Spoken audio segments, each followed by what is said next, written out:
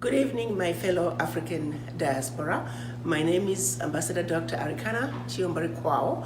I am the African Union Ambassador to the United States of America.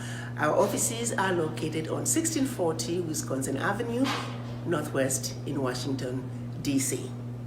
I am here as your ambassador with two main mandates. The first one is to promote Africa in the Americas, and the second one is to galvanize the African diaspora to participate in the development of Africa. Who are the African diaspora? According to the African Union definition, African diaspora are all people of African descent living outside Africa. The 55 African heads of states understand very clearly that in order for Africa to take its rightful place on the world stage, in order for sustainable development to come to Africa, the African diaspora must be front and center of that conversation. So it is precisely why I'm here to have a conversation with you all, my fellow brothers and sisters, sons and daughters. As you all know, I was appointed by Chairman Zuma, the former chair of the African Union. And currently, our new chair is His Excellency Moussa Faki Mahamat. He took office 2 years ago. Both of them are also very clear about the need for the African diaspora to participate in the development of Africa. Madam Zuma, on my last conversation with her, she jokingly said, you know, my sister, the African diaspora are a very diverse population. Unfortunately, children of Africa who don't really get along, who don't understand each other, who don't like each other sometimes. But be it as it may, she did have hope that if we continue to engage each other, if we continue to understand each other, maybe, just maybe, we would see enough reason to come together, put aside our differences, and speak with one voice, one continent, one Africa. So that is why I am here. And in order for us to begin to understand each other, in order for us to begin to engage each other in a meaningful conversation, first we must ask ourselves the question, how did we get here? How did Africa end up where Africa is? Allow me to take you to 1884, Berlin Conference. From November of 1884 to February of 1885, our colonizers met to discuss how to make sure that Africa and its children are forever defeated and dominated.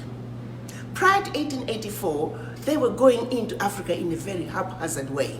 They started stealing from each other what they had stolen from the Africans. They were getting ready to have a European war on the African soil. The then Chancellor of Germany, Bismarck, realizing that what was getting ready to happen, called in his sidekick, then King of Belgium, Leopold, and said, we are getting ready to have a problem. Could we please call all the colonizers to come and meet in Berlin, Germany? Let's discuss, let's organize ourselves to see to it that we can effectively loot from the Africans. So it is they met between November of 1884 and 1885 precisely to make sure Africa and its children are forever defeated and dominated. The way they did it is by chopping Africa up into the tiny little economies that we see today. Countries like Burundi, Togo, Djibouti, Central African Republic, Malawi, Mozambique, the list goes on. Pretty much all the African countries that you see today. That was by design. That was to see to it that Africa was forever defeated. That these small economies are economies that cannot survive on their own, or should they survive, they are easy to destabilize at the push of a button. That was 124 years ago. Fast forward 2019, nothing has changed. The jokes say, when they were strategizing and breaking up Africa and drawing these arbitrary boundaries, a husband and wife who were in bed in Malawi, by the time they woke up, the husband was in Zambia and the wife was in Malawi. That's how arbitrary the divisions were. Picture yourself driving from Zambia you're speaking English. Pretty soon, you're in Angola, you're speaking Portuguese. Pretty soon, you're in the DRC, you're speaking French. Pretty soon, you are in Equatorial Guinea, you're speaking Spanish. Keep moving north, you're now in the southern part of Cameroon, you're speaking English. You go up north, you're speaking French. Soon after that, you are in Nigeria, you're speaking English. It was such an arbitrary process, a process that brought maximum division among people who were once the same. We were powerful kingdoms. The countries of Africa that we know today, prior to 1884, they did not exist as these countries. The countries that we are today are a creation of the colonizers to see to it that we are forever defeated and dominated. To them I say colonizers, mission accomplished, because Berlin Conference remains alive and well. Now, let's assume this world is a boxing game. Even the rules of the game, no. Heavyweights belong to the heavyweights. Middleweights belong to the middleweights. Lightweights belong to the lightweights. You don't take a lightweight boxer or a wannabe boxer and throw them in the same ring with the heavyweight. Well, African countries are not even lightweight boxers. They are wannabe boxers who are being put in the same boxing ring with heavyweights. You see, you got to understand that Burundi has the same sovereignty as China. Central African Republic has the same sovereignty as India. So when it comes to negotiating country to country, little Djibouti will stand next to China. Little Burundi will stand next to India. And when China beats up Djibouti, the world says, Djibouti, what's wrong with you? Why aren't you able to take care of your people? Such a small economy. Its population is growing, but its land mass is not. Djibouti can only do so much. The small economies can only do so much. And even those that have tried to survive, they are so easy to stabilize. Before you know it, there's conflict in those countries.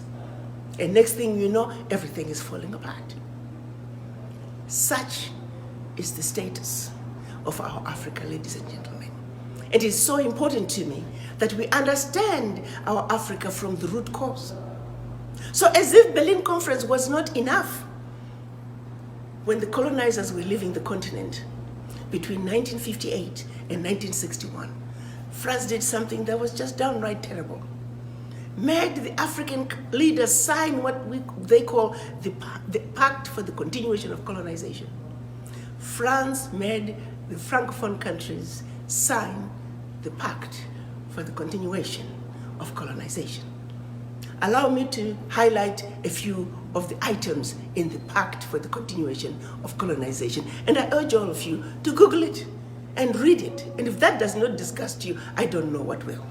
First, the French said, well, you see, we built a few schools, a few roads, a few hospitals, taught you about the fork and knife and sitting on a table and eating with utensils. We're going to call that the colonial debt. And for that you shall pay to perpetuity. In addition, you will deposit 85% of your bank reserves with the Minister of Finance, the French Minister of Finance. Collectively, the Minister of Finance, the French Minister of Finance will take all your deposits. It was 85% back then. It's now down to about 60. The French minister will invest that money in the French Stock Exchange under the French name. You may or may not know the returns. Today, France is taking out of Africa, Francophone Africa, over $500 billion. Over $500 billion.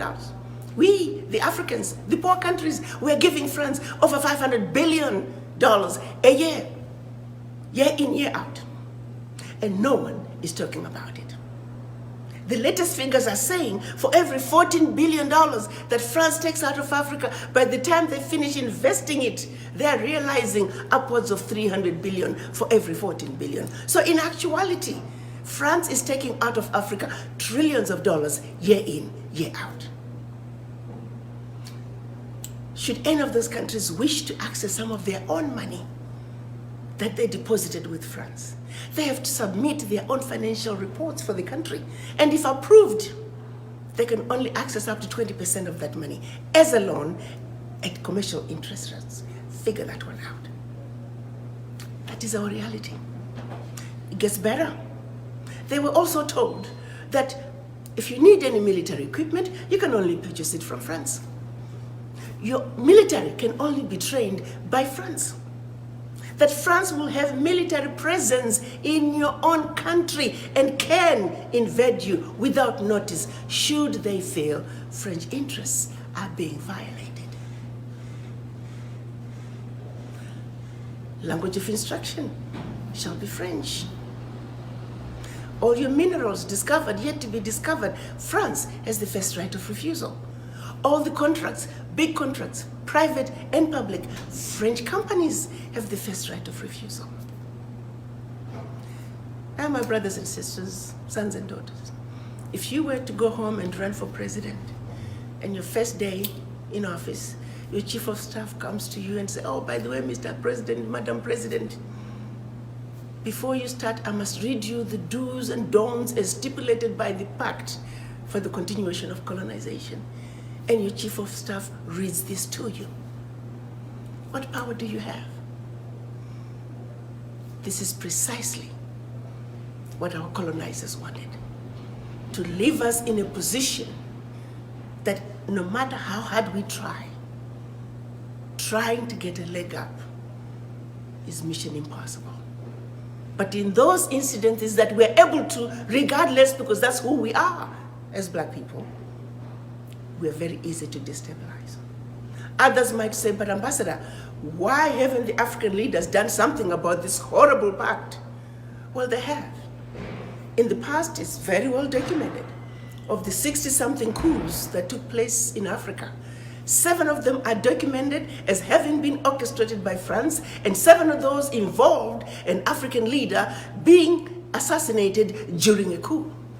And those coups were done precisely because those African leaders, those Pan-African leaders, were trying to pull out of the Pact for the Continuation of Colonization. Now, there have been other coups that were created by just mercenaries who were running around trying to destabilize African countries, and always because the African countries would have discovered a natural resource. And they created those coups. So while the locals are fighting, thrown into a civil war, they will be siphoning that natural resource. We know the game now. We've seen them play the game. So it's not like there was no attempt to pull back. But the reality is, even now, when leaders have tried to push back on certain issues, next thing you know, there's conflict in that country. And who are they using for the conflict? Us. The people who are going to be toy-toying on the streets, it's us, the Africans. And we are going on the streets fighting somebody else's war because we simply do not know. Let me bring it home, for example. If, let's say, a Francophone African leader decides to pull out of the pact, by the way, they also print the money, the CFA. They print the CFA for all the Francophone African countries. France no longer even use the CFA, but they print it gladly for the African countries. France is using the euro. So if a leader starts wanting to be too smart, all they have to do is stop printing the money. And next thing you know, the locals are getting their paychecks, they're going to the bank, they line up, there is no physical cash. It's that easy to destabilize Africa. Food in most of the Francophone countries, close to 50% in some countries, the food is coming from France. If you start acting like you're too smart, they simply stop sending food. And before you know it, the shelves are empty. And the locals start demonstrating. And they'll be demonstrating and blaming the president. I am not saying our African presidents don't have any blames. Nobody's without blame. No country is perfect. No leader is perfect. I get that. But what I'm saying is, in order for us to make sure when we demonstrate, when we complain, we are complaining about issues that are truly matter to us, not issues that we are being thrown into because somebody else has a different agenda. They're basically throwing a shiny object in one direction, and we run after the shiny object when the real issue is over here. So what I'm talking about is like Africa is like a tree. The problems of Africa, such as youth unemployment, poverty, disease, starvation, those are the leaves on a tree. They're drying up. Today, this country has the problem. Tomorrow is that country. Tomorrow is... Those are the issues. They're leaves. They're going to come and go. The branches, they're going to die, but they'll come back season after another. But until you address the issues of the root, this tree will always be a problem. For Africa, the root has to do with the Berlin Conference. We must be clear that the Berlin Conference is alive and well. A decision that was made 124 years ago remains alive and well today. In addition, after the Berlin Conference, they did something just as deplorable. They set out to let the Africans believe everything African was bad and everything European was better and more desirable. That's the rule of divide and conquer. That's the legacy of colonization. Have you ever wondered why, when you try to go home at the airport, if you travel with our brothers and sisters who happen to be Caucasian, they get better treatment by our own people? I was trying to go through the airport, I won't mention which country in Africa. I called the porter 3 times. The man would come and hang around. The minute I look another way, he's gone. I later found out from one of the porters that, we are looking for the white people because they pay more. My own people are discriminating against me. Thanks to the Berlin Conference. Thanks to the legacy of colonization. Thanks to the rule of divide and conquer. Those are some of our realities. How do you address that? We must understand it. We must realize on an individual basis that we are suffering from this affliction that is called the legacy of colonization and the legacy of slavery. Because for true healing to take place, for sustainability to take place, it has to start with the conversation with the image in the mirror. So when it's all said and done, our understanding of what is really going on in Africa, what is really making Africa end up where Africa is where we need to begin. So for today, I ask you to understand the Berlin Conference and its relevance to you today. Its relevance in your family today. Its relevance to your country and to your continent and to the world wherever black people are. So we got 2 issues, the legacy of slavery, the legacy of colonizations, 2 demons that we must fight, 2 afflictions that we must accept that we suffer from, and let's make every effort to defeat those demons within us in order for us to truly represent our Africa with full understanding of the issues. So as we look for a solution, our minds are clear and our minds are in the right place. Allow me to take a moment to then take you to 1963.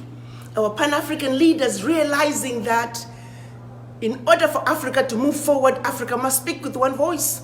One continent, one country, one heart, one mind, one soul. So they met in Addis Ababa in 1963, and they created the OAU, Organization of African Unity.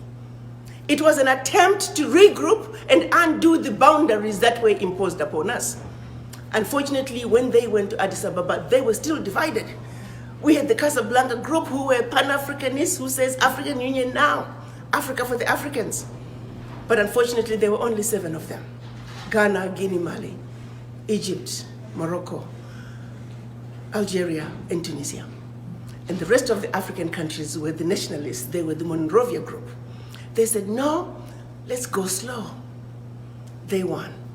We often say, when the Pan-Africanists lost in 1963, Africa lost. 55 years later, we're still going slow. All is not lost, however. Last year, 2018, our leaders came together in Kigali. They agreed on a decision which is now called the African Continental Free Trade Area. This agreement, they are saying we must speak with one voice. We must negotiate with one voice as a bloc, as one Africa. Because as Africa, We are a heavyweight, and we belong with heavyweight boxers. We belong with the big boys. There's parity there. This is how we begin to destroy the Berlin Conference. And of the 52 heads of states who have signed on to this, we only need 22 ratifications. I'm glad to tell you today that we're sitting at 21 ratifications. We have only one more ratification for the African Continental Free Trade Area to become the law of the continent, and implementation is expected to begin in June of 2019.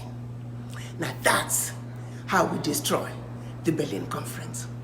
In addition, they also signed in March of last year the protocols for the free movement of people, where they are saying unanimously, the African heads of states, the children of Africa must live and work wherever they choose. That too is in the process of being ratified. Over 30 heads of states have signed, and I believe we are sitting at about 3 or 4 ratifications. Already, regionally, the leaders are loosening the requirements to get into their countries. A lot of countries now are visa on arrival. There's a lot of good news coming out of your Africa. And I'm here to share with you that we must be part of that change. We must be part of that vibrancy that is Africa. You see, everybody else around the world is strategizing on how to take advantage of this new Africa whose doors are swinging wide open. The only people who are not strategizing to move into your Africa and claim what is rightfully yours are us, black people. Why can't we be like the rest of the other diaspora in this world? Ask for the voices of Indian diaspora, loud and clear. Chinese diaspora, loud and clear. Irish diaspora, loud and clear. Mexicans, Jews. But when you ask for the voices of the black people, you might as well go to the graveyard. We are missing in action. This is where we are not only failing ourselves, our children, our grandchildren, and generations to come. We have got to change this.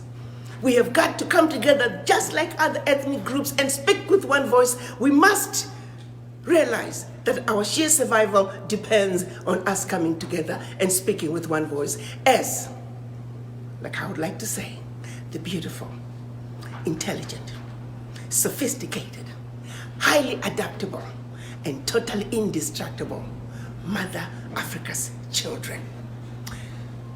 You see, we as Africans, as the origin of humanity, the continent, the inheritors of the continent with everything and anything the world needs, we have every reason to stand on top of the highest mountain and proclaim to the world who we are, the indestructible children of Africa. Mother Africa is calling.